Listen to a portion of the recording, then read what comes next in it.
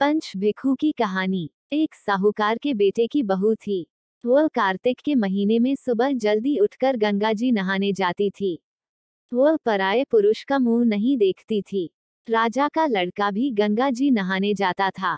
राजा का लड़का कहता कि मैं सुबह नहाता हूँ, मेरे से पहले कोई भी नहीं नहाता। जब 5 दिन कार्तिक के बीत गए तो उस दिन साहूकार के बेटे की बहू नहाकर जा रही थी और राजा का बेटा आ रहा था। शोर सुनकर जल्दी से जाने लगी, जिससे अपने मोती की माला वहीं पर भूल गई। तब राजा के बेटे ने वो मोती की माला देखी तो देखकर कहा कि यह माला किसकी है जो इतनी सुंदर है, तो पहनने वाली कितनी सुंदर होगी। बाद में सारी नगरी में ढिढोरा पिटवा दिया कि यह माला जिसकी है वह मेरे पास 5 रात आएगी, मैं उसकी यह माला दे दूंगा। और खुद वहां तोते का पिंजरा टांग कर बैठ गया।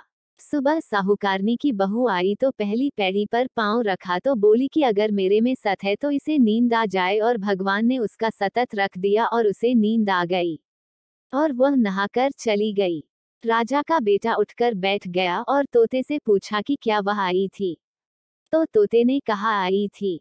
तो वह कैसी थी? तब तोता बोला कि अप्सरा जैसी बिजली, होली जैसी झलकामणि, गुलाब जैसा रंग। राजकुमार ने कहा कि आज तो मैं अंगुली चीर कर लेट जाऊंगा, फिर मुझे नींद नहीं आएगी। दूसरे दिन वह अंगुली चीर कर बैठ गया। जब वह आई तो भगवान से प्रार्थना करने लगी, तो इतना कहते ही राजकुमार को नींद आ गई और वह नहाकर चली गई।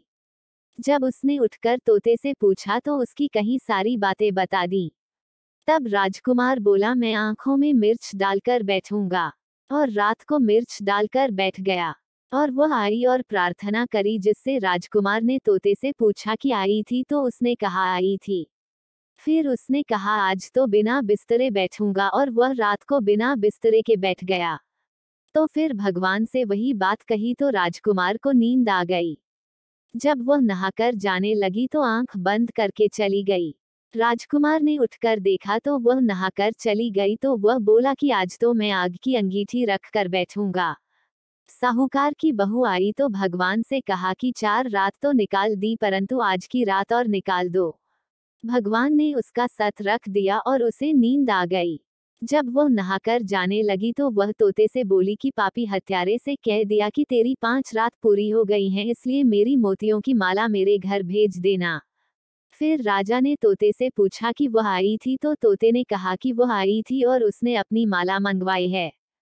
तब राजकुमार ने सोचा कि वह तो सच्ची थी, उसका तो भगवान ने भी सत रख लिया। थोड़े दिन बाद राजकुमार के शरीर में कोढ़ निकल गया और वह तड़पने लगा, तो राजा ने ब्राह्मण को बुलाकर पूछा कि मेरे बेटे का शरीर क्यों जल रहा है। तब ब्राह्मण ने कहा कि उस साहूकार की बहू को धर्म की बहन बना ले और उसके नहाए हुए जल से नहाए तो इसका कोढ़ ठीक हो जाएगा। राजा उसकी माला लेकर घर गया और साहूकार से कहा कि यह माला आपकी बहू की है और उसके नहाए हुए जल से मेरे बेटे को निहाला दो। तो साहूकार ने कहा वह तो किसी पराये का मुंह भी नहीं देखती। इस नाली के नीचे राजकुमार को बैठा देना, जब वह नहाएगी तो ऊपर से वह पानी गिर जाएगा। बाद में राजकुमार बैठ गया और नहाया तो उसकी चंदन जैसी काया हो गई। हे पंच भीखू देवता, जैसा साहूकार की बहू का सत रखा वैसा सबका रखना।